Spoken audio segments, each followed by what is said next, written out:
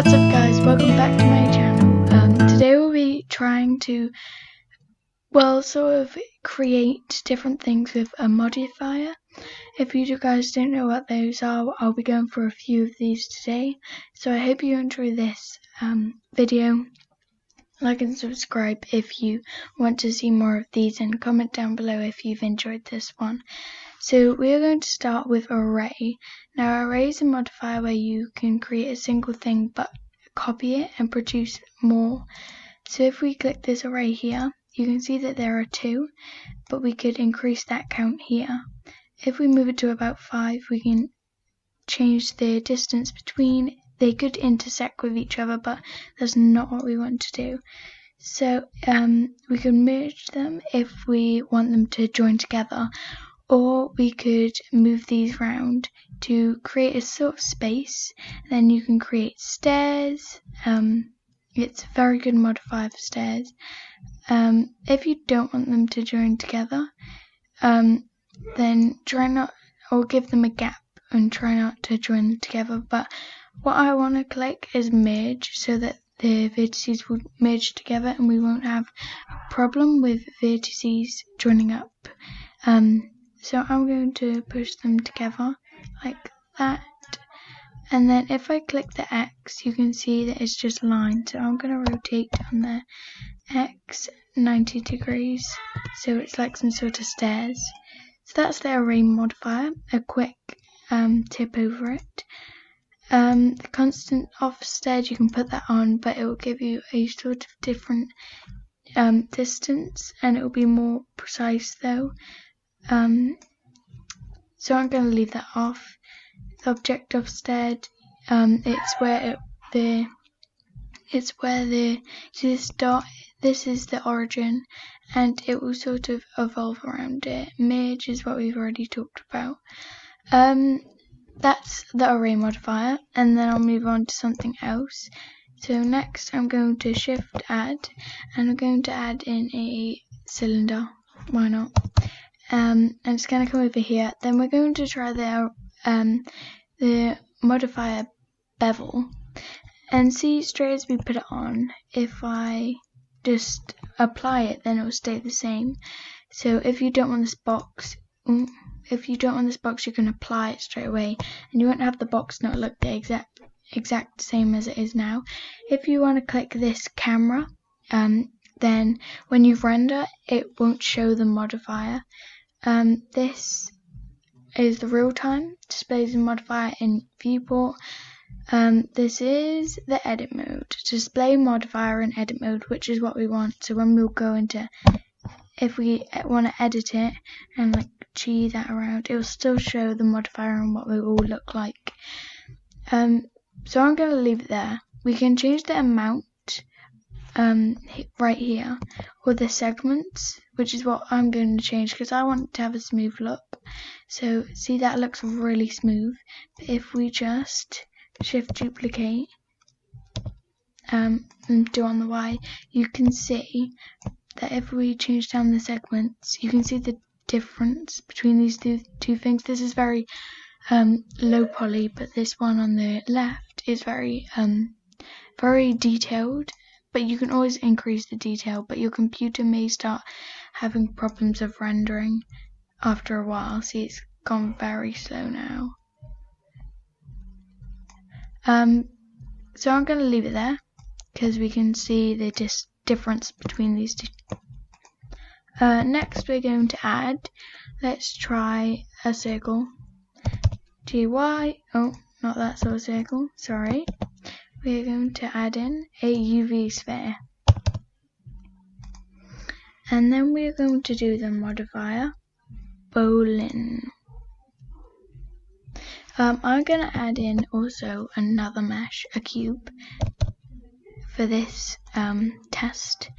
And what I'm going to do is add, you could add it to either one, but I'm going to start on that, on this sphere. So what you want is to click the object you want this modifier to work with. So I'm going to click there, and it's the object cube 1.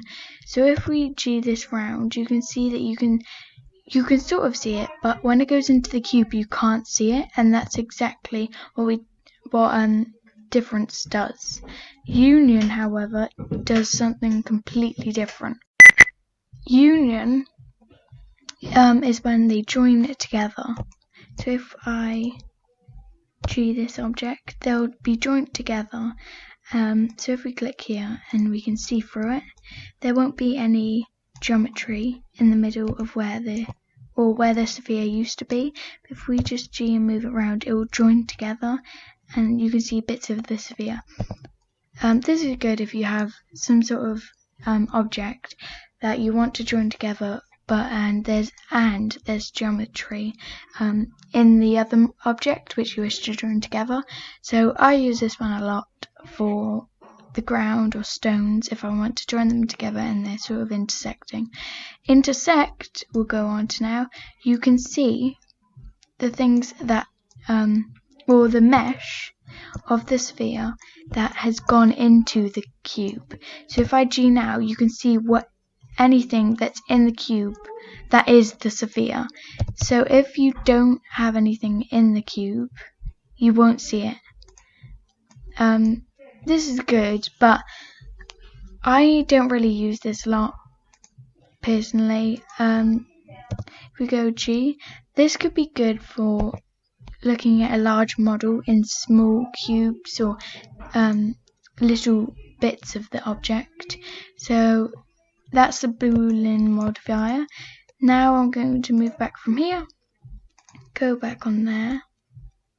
Oh, it's taking a while to load. I'm going to go on to let's go for a cone. I'm going to go for the mirror, just because I think we need to change up. I'm going to do all of the axes. Oh, now when you see I've clicked the Z axis, you can see this little sort of area here. I'm going to just GY that so I can see exactly where anything's going. This Y, if I unclick it, it's exactly what we want to do, but if we move these around, you see nothing really is happening. This is because it's not mirroring anything specifically, it's just mirroring this origin. But if we add a object like this sphere and move it here, you can see that it obviously doesn't have the mirror modifier, but if we do put it on quickly, you see that's the X, but we don't want that on the X. So you can see this sort of bumps, which is okay, but we don't really want that. So I'm going to show you how to mirror with an object. So if you click this small button here, you can decide what object you want it to mirror. If you click the cone, it will say fail to set value at the bottom. So what we want to do is iconic sphere, or icon. Then you'll see if we click anything, it may not come up, but if we click the Y, it will come up. This is because if we click Z, you can see Y is there and X is there. So if we rotate this, each of them will go individually, but if we add this, we can do individual origins or just the 3D cursor, so they'll rotate around the 3D cursor, which is not something I use very often. But if we get them to rotate around the median point, they'll go themselves. If we get them to rotate by the individual origins, they'll go by themselves. If we get them to rotate by the active element, go by themselves. If we go 3D cursor and bounding box center, they'll all rotate them personally. This, if we rotate this, may change. Oh, it's still on 3D cursor. If we rotate this, it will change this because it's based on where this is. So if we G this, it will move because this is where the median point is based on. So that's a quick tip for the median, the mirror modifier. If we add a circle, not circle, a cube, we're going to do the mirror.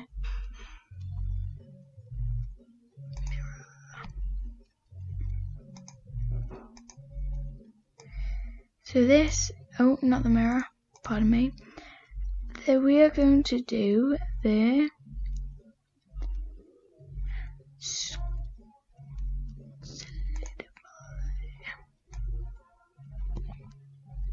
you see how it increases? This is just how the solidify saw works. I've said it will increase. This modifier is very useful, but I don't use it a lot in my videos, so you don't have to worry about getting confused. These are the physics, which you can also find here. So there's force field, collision, cloth, dynamic, paint, soft body, fluid, rigid body constraint. I use fluid a lot in my work to create sort of ocean-like objects. Armature is something that I have created before. It's when you can move stuff around, and it's very easy with an armature to animate anything that you wish to do, which is fantastic because anytime I go to animate something, maybe it's a person or a foot or a hand, it's very easy to add armatures and just move those armatures instead of moving each thing individually. So that is just a quick tip on a few modifiers that I usually use in my videos. I hope you enjoy it. If you would like to see more of my work or more physics, more anything, maybe we can do some animation next, finish off that bowling pin, just subscribe so you don't miss out on any of them.